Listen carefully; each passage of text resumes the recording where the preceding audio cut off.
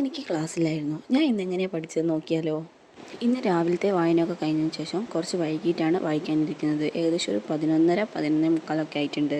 Video skip ചെയ്യേണ്ട അവസാനം വരെ കണ്ട് നിങ്ങളും ഇങ്ങനെ ഒരു പ്രൊഡക്റ്റീവായിട്ട് ഒരു 1 അവറൊക്കെ ഒന്ന് പഠിച്ചു നോക്കൂ.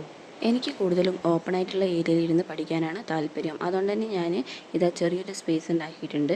ഇതെൻ്റെ വീടിൻ്റെ മുകൾ ഭാഗത്തുള്ളൊരു ചെറിയ സ്പേസാണ്. അത് ഞാൻ ഇങ്ങനെ ആക്കി സെറ്റ് ചെയ്തിട്ടുണ്ട്. വീഡിയോ എടുക്കുമ്പോൾ കാണാൻ കുറച്ചുകൂടി ഭംഗിക്ക് വേണ്ടിയിട്ടാണ് ഇങ്ങനെ ബാക്ക്ഗ്രൗണ്ടൊക്കെ സെറ്റാക്കിയിട്ടുള്ളത്.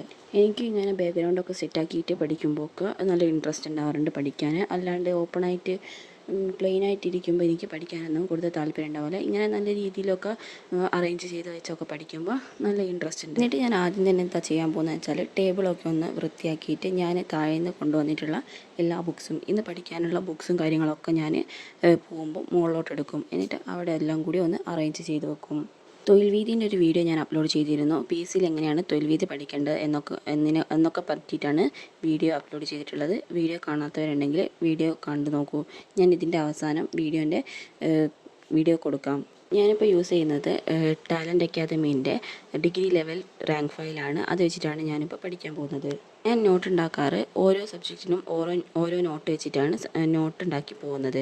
അപ്പോൾ അങ്ങനത്തെ 2 നോട്ട് എടുത്തിട്ടുണ്ട്. പിന്നെ എൻ്റെ കറണ്ട് അഫയേഴ്സിൻ്റെ നോട്ട് എടുത്തിട്ടുണ്ട്. ഡെയിലി കറണ്ട് അഫയേഴ്സ് പഠിക്കാറുണ്ട്. ആദ്യം ടേബിളൊക്കെ ഒന്ന് നല്ല രീതിയിൽ ഓർഗനൈസ് ചെയ്ത് വെച്ചിട്ടാണ് ഞാൻ പഠിക്കാനിരിക്കാറ്. ഈസിയായി കിടക്കുന്ന ഏരിയയിൽ നിന്നൊന്നും എനിക്ക് പഠിക്കാൻ തീരെ താല്പര്യം ഉണ്ടാവാറില്ല. അതുകൊണ്ട് തന്നെ നല്ല രീതിയിൽ ഓർഗനൈസ് ചെയ്ത് പോകാറുണ്ട്. ഇന്നെനിക്ക് ക്ലാസ് ഇല്ലാത്തത് കൊണ്ട് തന്നെ സെൽഫ് സ്റ്റഡി ആയിട്ട് എനിക്കൊരു കുറച്ച് അധികം സമയം തന്നെ കിട്ടാറുണ്ട്. ആ സമയം ഞാൻ പരമാവധി തന്നെ യൂസ് ചെയ്യാറുണ്ട്. രാവിലെ ഞാൻ ക്ലാസ്സിലെടുത്തിട്ടുള്ള കാര്യങ്ങളൊക്കെ പഠിച്ച കാര്യങ്ങളൊക്കെ ഒന്നുകൂടി റിവിഷൻ ചെയ്യും. പിന്നെ ബാക്കി സമയത്ത് അതായത് ഒരു 10 മണിയൊക്കെ തൊട്ടിട്ടാണ് ഞാൻ സാധാരണ പഠിക്കാൻ ഇരിക്കാറ്. ആ സമയം തൊട്ടിട്ട് ഞാൻ ബാക്കിയുള്ള കാര്യങ്ങളൊക്കെ പഠിക്കും. ക്ലാസ്സിലെടുക്കുന്നത് കൂടാതെ ഞാൻ സെൽഫ് സ്റ്റഡിയും ചെയ്യാറുണ്ട്. ആ കാര്യങ്ങളാണ് ഞാൻ കൂടുതലും ആ സമയങ്ങളിൽ പഠിക്കാറ്. ഞാനിപ്പോൾ ഇതാ പഠിക്കാനിരുന്നിട്ടുണ്ട്. അപ്പോഴേക്കും നല്ല മഴ വന്നിട്ടുണ്ട്. നല്ല അടിപൊളി ഒരു മഴ കഴിഞ്ഞു. നല്ല കോട ഇറങ്ങിയിട്ടുണ്ട്. അതിൻ്റെ ഒപ്പം തന്നെ നല്ല കാറ്റും അതുപോലെ തന്നെ നല്ല മഴയുണ്ടായിരുന്നു. ഈ ഒരു കാലാവസ്ഥയൊക്കെ നോക്കിയിട്ടിരുന്ന് പഠിക്കാൻ നല്ലൊരു വൈബ് തന്നെയാണ്. ഞാൻ നല്ല രീതിയിൽ പഠിക്കുന്നുണ്ട്. എനിക്ക് ക്ലാസ്സിൽ ടോപ്പിക് എക്സാം വരുന്നുണ്ട്. അതിൻ്റെ ഒരു ടോപ്പിക്ക് ഞാൻ എടുത്തിട്ട് അതിലുള്ള ഓരോ സബ്ജക്റ്റും അതിൻ്റെ ടോപ്പിക് വൈസ് എടുത്തിട്ട് നല്ല രീതിയിൽ പഠിച്ച് നോട്ട് എഴുതി പോകുന്നുണ്ട്. ഞാൻ നോട്ട് എഴുതുമ്പോൾ എപ്പോഴും 2 ഭാഗത്താക്കിയിട്ടാണ് നോട്ട് എഴുതാറ്. 2 ആക്കിയിട്ട് മടക്കും. എന്നിട്ട് ഒരു സൈഡിൽ ഒരു ടോപ്പിക്കിൻ്റെ നോട്ട് എഴുതും. എന്നിട്ട് നമ്പേഴ്സ് ഇട്ട് വെക്കും. അത് നമ്മുടെ ഇൻഡെക്സിൽ അതിൽ എഴുതി വെക്കുകയും ചെയ്യും. ഇതിൻ്റെ ഒക്കെ ഒരു ലോങ് വീഡിയോ ഞാൻ ചെയ്യുന്നുണ്ട്. ഞാൻ എങ്ങനെയാണ് നോട്ട് റെഡിയാക്കുന്നത് എന്നൊക്കെ പറ്റിയിട്ട്. ഞാൻ ടൈമറിൻ്റെ അകത്ത് ടൈം സെറ്റ് ചെയ്ത് വെക്കുന്നുണ്ട്. ടൈം സെറ്റ് ചെയ്ത് വെക്കാല്ല, ടൈമർ ഓണാക്കി വെക്കുന്നുണ്ട്. എത്ര മണിക്കൂർ പഠിച്ചെന്ന് നോക്കാമല്ലോ. ഏകദേശം ഒരു 1 അവറിൻ്റെ മുകളിൽ വീഡിയോ ഉണ്ടായിരുന്നു. അത് ഞാൻ കട്ട് ചെയ്ത് നല്ല സ്പീഡിലാക്കിയിട്ടാണ് ഈ ഒരു 7 മിനിറ്റിൽ ആക്കിയിട്ടുള്ളത്. അതുകൊണ്ട് തന്നെ നല്ല രീതിയിൽ സ്പീഡ് ഉണ്ടാവും. ഞാനിങ്ങനെ ആംഗ്യം കാണിച്ചിട്ടും അതുപോലെ തന്നെ ഒരാൾക്ക് പറഞ്ഞു കൊടുക്കുന്നത് പോലെയൊക്കെയാണ് പഠിക്കാറ്. അതുകൊണ്ട് തന്നെ എൻ്റെ കൈ ഇങ്ങനെ എപ്പോഴും മൂവ് ചെയ്തുകൊണ്ടേ നിൽക്കും. ഞാൻ ടോപ്പിക്ക് പഠിക്കുന്നത് എങ്ങനെയാണെന്ന് നോക്കാം. ഞാൻ ആദ്യം തന്നെ ടോപ്പിക് ഒന്ന് മുഴുവനായിട്ടും വായിച്ച് നോക്കും.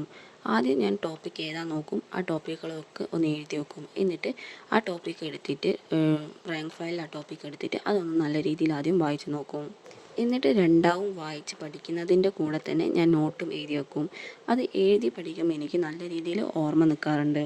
ഞാനിപ്പോൾ 4 ടോപ്പിക്കാണ് എടുത്തിട്ടുള്ളത്. ഹിസ്റ്ററിയിലുള്ള കേരള ഹിസ്റ്ററിയിലുള്ള കുറച്ച് ടോപ്പിക്കുകൾ എടുത്തിട്ട് അത് നല്ല രീതിയിൽ പഠിച്ചു പോവുകയാണ് ചെയ്യുന്നത്. എങ്ങനെയാണ് ഏത് തരത്തിലാണ് ചോദ്യങ്ങൾ ചോദിക്കാമെന്നും ആ ചോദ്യങ്ങളൊക്കെ ഞാനൊന്ന് എൻ്റേതായ രീതിയിൽ ഉണ്ടാക്കിയിട്ട് അതൊന്ന് പഠിച്ചു പോവുകയും ചെയ്യുന്നുണ്ട്. ഞാനെപ്പോഴും എല്ലാ ടോപ്പിക്ക് എടുക്കുമ്പോൾ അതിൽ നിന്ന് എൻ്റേതായ രീതിയിൽ ചോദ്യങ്ങൾ പറഞ്ഞു നോക്കും. അതിന് ആൻസറും പറഞ്ഞു നോക്കും. എല്ലാ ദിവസവും എനിക്ക് ഇങ്ങനെ പഠിക്കാൻ തോന്നില്ലെങ്കിലും പഠിക്കാൻ പറ്റുന്ന ദിവസങ്ങളിലൊക്കെ ഞാൻ നല്ല രീതിയിൽ പഠിക്കാറുണ്ട്.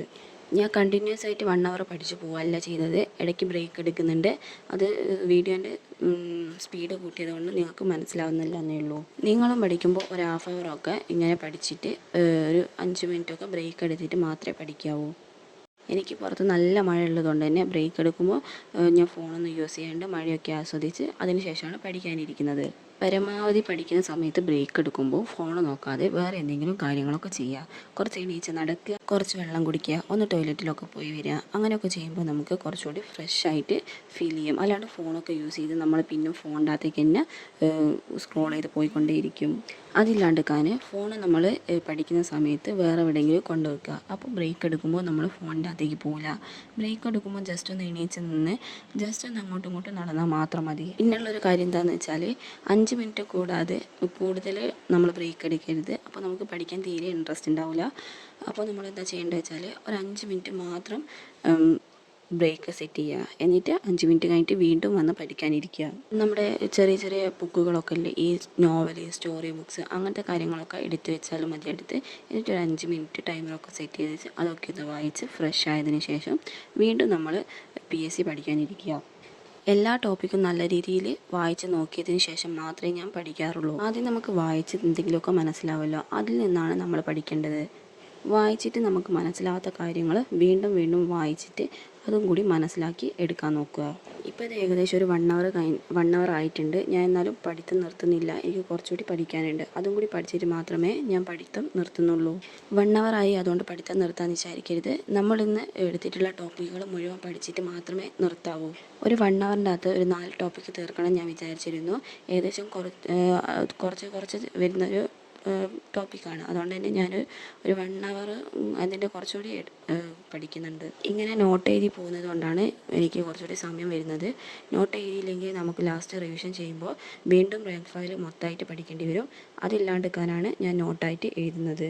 എനിക്കിങ്ങനെ നോട്ട് ചെയ്തെന്ന് നല്ല രീതിയിൽ യൂസ്ഫുൾ ആവുന്നുണ്ട്. കാരണം എല്ലാ വീക്കും ഞാൻ ലാസ്റ്റ് ഡേ റിവിഷൻ ചെയ്യാറുണ്ട്. അന്നേരം എനിക്ക് റാങ്ക് ഫയൽ മൊത്തമായിട്ട് നോക്കേണ്ട ആവശ്യമില്ല. ഓരോ സബ്ജക്റ്റിൻ്റെയും നോട്ട്ബുക്ക് മാത്രം നോക്കി പഠിച്ചാൽ മതി.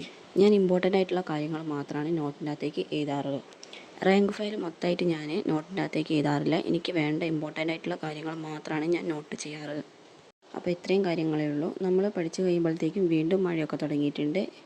നല്ല ഒരു വൈബുണ്ട് മഴയത്തൊക്കെ ഇരുന്ന് പഠിക്കാൻ വേണ്ടിയിട്ട്. അപ്പോൾ ഇന്നത്തെ സ്റ്റഡി വ്ളോഗ് നിങ്ങൾക്ക് ഇഷ്ടമായിട്ടുണ്ടോ എന്ന് കമൻറ്റ് ചെയ്യാനും ലൈക്ക് ചെയ്ത് സപ്പോർട്ട് ചെയ്യാനും മറക്കല്ലേ.